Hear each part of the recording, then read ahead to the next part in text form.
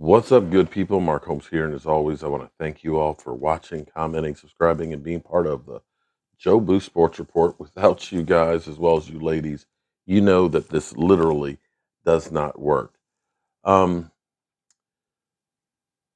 the NFL have let the genie out the bottle, and I don't think there's any putting the genie back in the bottle for the NFL at this point, and that would be gambling. It started out, of course, the Raiders going to, of course, Vegas, and then, of course, now most teams are now partnering up with different gambling establishments. You know, Jerry Jones is working with a casino in Arkansas. Daniel Snyder, of course, there's rumors that one of the locations that he may end up having is right next door to the MGM, and of course, Vegas is in Vegas. And now, of course, you have gambling shows and point spreads and everything else. You have every app in the world, so you can instantaneously bet on the game, and this is where the NFL gets a whole lot of revenue because basically they don't have to do anything other than have a game and they get paid royalties. So when you think about all of the gate revenue that comes in to the NFL, they do nothing for it for gambling. And they make more money from gambling than they do from revenue. And so this is bad. So just announced wide receiver Calvin Ridley, where a lot of Cowboy fans said, you know what, let's go get Calvin Ridley. Well, Calvin Ridley was just suspended through at least the conclusion of the 2022 season. So he's suspended at least for 1 year, according to a league spokesman. NFL Commissioner Roger Goodell today suspends Calvin Ridley of the Atlanta Falcons indefinitely through at least the conclusion of the 22 season for betting on NFL games in the 2021 season. Wow. So, according to this, nothing indicated that Ridley's teammates and coaches in Atlanta were aware of his gambling. A league investigation uncovered no evidence indicating that any inside information was used on any of the games that he compromised in any way, the statement reads. The Falcons issued a response Monday shortly after a suspension was announced. We were first made aware of the league's investigation on February 9th. The Falcon statement reads, we have cooperated fully with the investigation since receiving notice and supports the league's finding and action. We are moving forward to the 22 season with the decision that was made by the NFL. Any further question on the investigation should go to the league offices. Um, wow. Wow. So this is where there's always a fall person. There's always somebody that becomes the poster boy of what not to do. But I hate to say, um, let's go in a little further before I go through this. Ridley made parlay bets on games using his cell phone, which games he allegedly bet on was not made clear. So, he's using the apps just like everybody else. So, I'm going to go ahead and bet on it. So, evidently, you're not supposed to bet on it. Here's the problem. Do you think that Calvin Ridley is the only one who may have been betting on games as far as players go? It's kind of like Randy Gregory was the poster boy for getting busted with smoking weed. Do you really believe that Randy Gregory was the only player in the NFL smoking marijuana? No.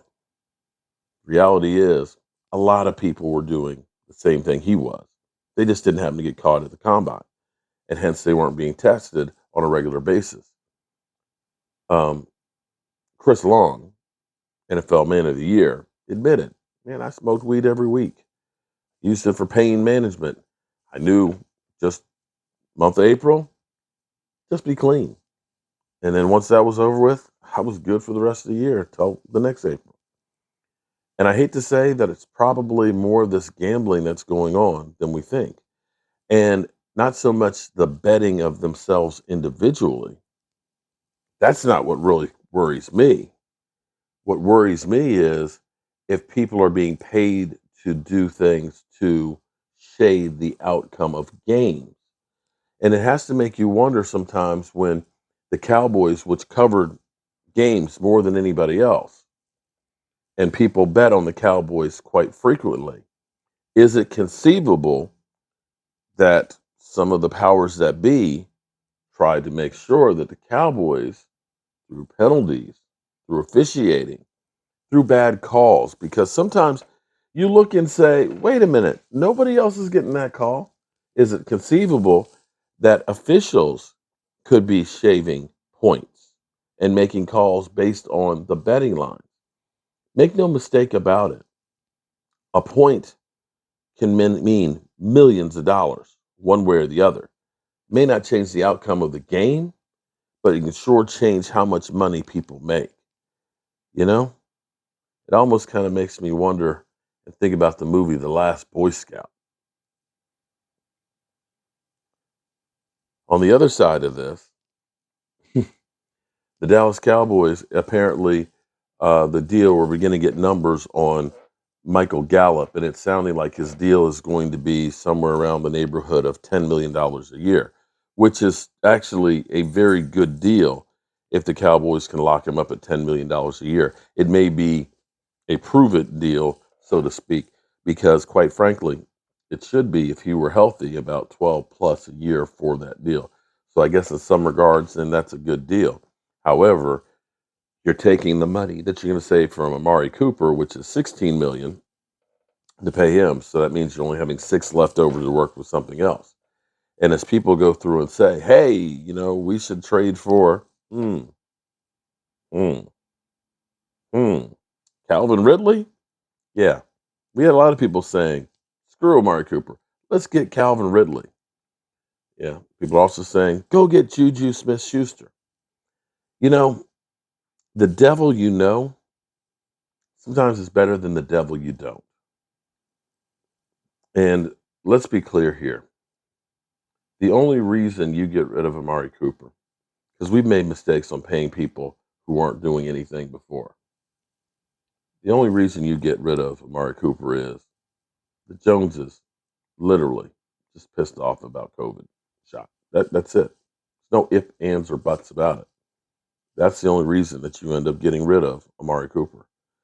So scratch Calvin Ridley off the list of possible guys that could be playmakers that the Cowboys could go with. Because he ain't playing nowhere, no time soon. Wow. Busted for gambling. Man. Uh, one final thought. I wonder if this was part of Calvin Ridley. You'll remember he wanted to step away from football to focus on his mental well being. Wonder if that was really the case or if it was more of, I need to step away because the hounds are coming after me. Hmm. Well, it ruined Pete Rose. I'm Mark Holmes, and we'll definitely talk about this tonight, 9 o'clock Eastern during our live stream. Hope you're having a good one. Peace.